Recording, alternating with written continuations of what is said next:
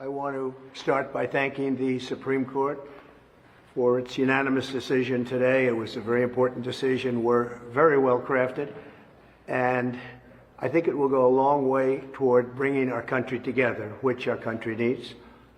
And they worked long, they worked hard, and frankly, they worked very quickly on something that will be spoken about 100 years from now and 200 years from now. Extremely important. Essentially, you cannot take somebody out of a race because an opponent would like to have it that way. And it has nothing to do with the fact that it's the leading candidate, whether it was the leading candidate or a candidate that was well down on the totem pole. You cannot take somebody out of a race. The voters can take the person out of the race very quickly, but a court shouldn't be doing that, and the Supreme Court saw that very well. And I really do believe that will be a unifying factor, because while most states were thrilled to have me, there were some that didn't, and they didn't want that for political reasons. They didn't want that because of poll numbers, because the poll numbers are very good. We're beating President Biden in almost every poll. New York Times came out yesterday with a very big poll for us. So they didn't like that, and you can't do that. You can't do what they tried to do. And hopefully Colorado, as an example, will unify. I know there's tremendous support. They've brought our support up very strong in Colorado, because people in Colorado thought that was a terrible thing that they did. And while we're on the subject, and another thing that will be coming up very soon will be immunity for a president, and not immunity for me, but for any president. If a president doesn't have full immunity, you really don't have a president, because nobody that is serving in that office will have the courage to make, in many cases, what would be the right decision, or it could be the wrong decision. It could be, in some cases, the wrong decision, but they have to make decisions, and they have to make them free of all terror that can be rained upon them when they leave office, or even before they leave office. And some decisions are very tough. I can tell you that as a president, that some decisions to make are very tough. I took out ISIS, and I took out some very big people from the standpoint of a different part of the world. Two of the leading terrorists, probably the two leading terrorists ever that we've ever seen in this world. And those are big decisions. I don't want to be prosecuted for it. Another president wouldn't want to be prosecuted for it. It had a tremendously positive impact. It stopped everything cold. And sometimes you have to make, they were tough decisions. Sometimes you have to make decisions like that. When you make a decision, you don't want to have your opposing party or opponent, or even somebody that just thinks you're wrong, bring a criminal suit against you, or any kind of a suit when you leave office. I have that right now at a level that nobody's ever seen before. I have rogue prosecutors, and I have rogue judges. I have judges that are out of control. And it's a very unfair thing for me, but serving perhaps as a sample to others of what should not be happening when you make good decisions. And in my case, the economy was great. We didn't go into any wars. We totally defeated ISIS. We provided the largest tax cuts in history. We provided the largest regulation cuts in history. But think of it, no wars. We beat ISIS 100% of the caliphate. And there were no wars. We did a job that was great, but maybe I wouldn't have done that. The caliphate, defeating them, was very powerful. It was going to take 4 years. It took me 4 months, but it was a very strong dictum that I gave. I said, get them, defeat them, end it. We were fighting for 20 years against ISIS, and we did it very quickly. I don't want to be prosecuted. In that case, it worked out very well. There will be some things that perhaps don't work out so well, but I don't want to be prosecuted because I decided to do something that is very much for the good of the country, and actually for the good of the world. A president shouldn't have that on his mind, and he has to have a free and clear mind when he makes very big decisions, or it's going to be nothing more than a ceremonial post. You'll be president, it'll be a wonderful thing, and you won't do anything because you don't want to be hit by your opponent or hit by somebody else, because who wants to leave office and go through what I've gone through? I'm being prosecuted by Biden, my opponent, because every one of these things, whether it's Fannie Willis or Bragg, these are local and state, but they're in total coordination with the White House. You can't do that. It shouldn't be done. I mean, a thing like that, in the case of the DA's office, they put one of the top people, maybe the second person, in the Manhattan DA's office to get Trump. They had a Hillary Clinton lawyer leave the law firm, very prestigious big law firm, leave the law firm to go into the DA's office to get Trump, Pomerantz, Mr. Pomerantz. So he goes in to become a prosecutor, worked for the Democrat Party and Hillary Clinton, goes in to prosecute Donald Trump at a local level, in total coordination with the Department of Justice, meaning Biden. And then you have the Fannie Willis, or as she would say, Fani, F-A-N-I, but Fani. And she hired somebody, knew the person long before this horrible prosecution took place. And she went out and she paid him an unbelievable amount of money, more money than he ever had dreamt possible, much more money than other people that do that for a living. He never did it at all, had no experience in it at all. And they had obviously a conflict. We don't have to go into that, but they were able to get a lot of money because it was a high-profile person. Me, I'm a very high-profile person. So they were able to pay him close to $1 million when he was not equipped to do the job, and she's not equipped to do the job, and that case should end immediately. That case is so conflicted, nobody's ever seen anything like it. And then you have deranged Jack Smith, who's a Trump hater and represents all the Trump haters, and he's going wild. He's just a wild man. He's been overturned unanimously by the Supreme Court.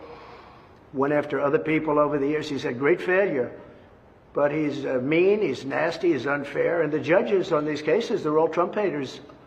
Other than we have maybe one or two that I think can be fair.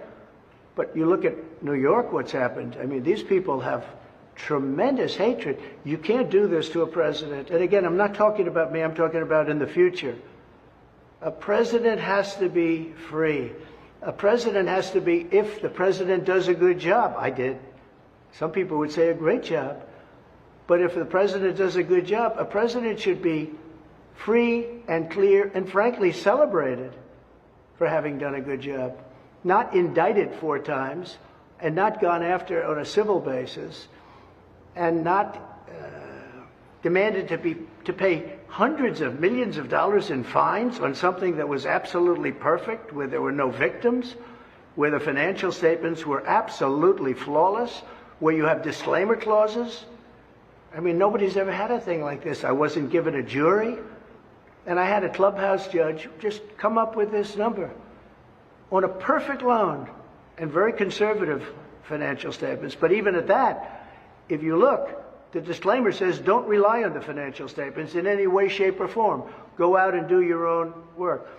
The bank in question had the most sophisticated lawyers in the world, frankly, one of the top law firms anywhere in the country, and they can defend themselves. What guys like Bragg and Letitia James and Fani and deranged Jack Smith, what they should be doing is fighting violent crime.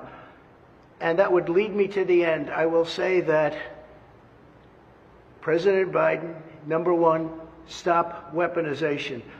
Fight your fight yourself. Don't use prosecutors and judges to go after your opponent, to try and damage your opponent so you can win an election. Our country is much bigger than that. The other thing I say to President Biden, close the borders now. This is not sustainable for our country. It's not sustainable for our cities. Our country is under siege. This is a violent thing that you've done. And many people are dying. Many, many people are dying. They die on the trip up. They die going through the border. And they die in our country. But many of the people coming up are from prisons and jails, from mental institutions and insane asylums. Many are terrorists. You see it. Many, many are terrorists. And I believe the real number that we have right now is probably closer to 15 million people. And by the time the term ends, I believe the president's term ends, I believe you'll be at close to 20 million people. That's almost larger than any state in the Union. Our country, it is not sustainable. Many of these people are tough. Many of these people are bad. They come from some of the roughest countries in the world and some of the roughest prisons. We have prisons in the Congo, in Africa, coming. We have people coming from all parts of the Middle East. They're coming from Yemen, and yet you are bombing Yemen. You have to stop. You have to close the border. You have absolute authorization. You don't need Congress. I had the safest border in the history of our country, and I didn't use Congress for it.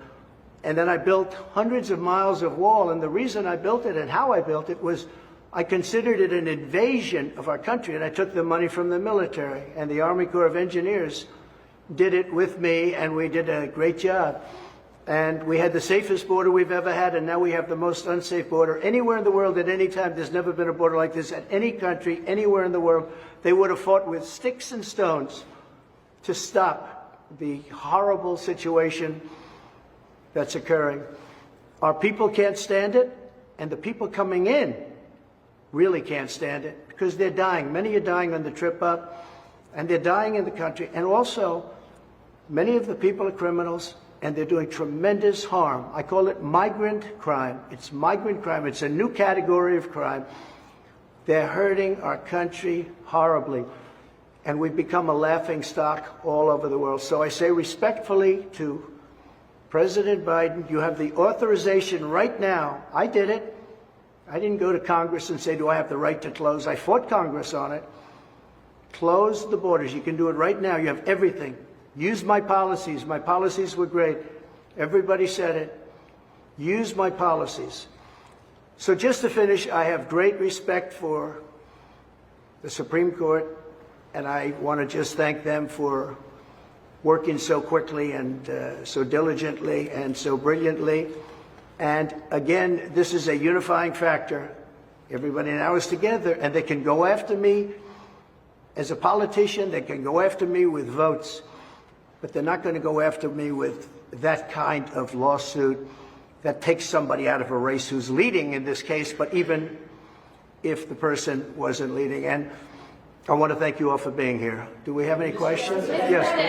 Mr. President, the poll numbers are massive for you going into Super Tuesday. We found that a lot of people that were agnostic to politics in general see these legal cases against you. They see how life was back under a Trump administration. Do you think that's the key to pull some of these independent voters into this next election, seeing that these legal cases are unfair, they have no merit, and also the poll numbers and their life before Trump? It's such an interesting question because historically a thing like what I've been going through would have hurt a political party or a political candidate terrifically. You wouldn't even run. You wouldn't be able to run. You'd get out. This has happened over many years, many times. In this case, I mean, the polls show that I'm much more popular than I was before weaponization. It's been weaponized like it's never been. This is for third world countries. This isn't for us. Biden ought to drop all of these things. And frankly, he may do better if he does, because people would say, wow, that was very reasonable. Look, they're all, the state, the city, and the federal, they're all coordinated. Fannie Willis's lover spent hours and hours at the White House, I guess with White House counsel and with DOJ, plotting out this plan. Nobody talks about that. They're all coordinated with the White House. It's weaponization. Never been done in this country. It's been done in third world countries, banana republics, never in this country. So I really believe what they should do is really go all the way, go out and stop all of this nonsense. They're nonsense cases, and everybody sees it. You just look at Atlanta. It's such an embarrassment to Georgia, what's happening there. But Jack Smith, I don't think is any better. Letitia James is terrible. She campaigned on, I will get Trump, and then it goes before a Trump-hating judge. I mean, the whole thing is a rigged deal, and the public understands it. I'm lucky that I'm able to explain it to the public, because if you weren't able to explain it, the public wouldn't know. They'd believe what they see.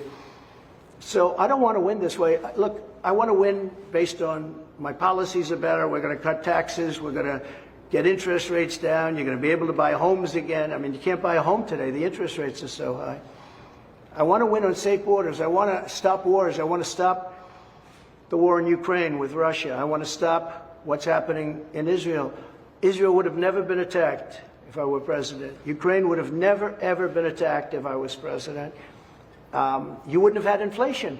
Inflation was caused by high energy prices. I had low energy prices. I would have kept them there very easily. And it probably maybe caused the war with Ukraine because Putin became rich all of a sudden.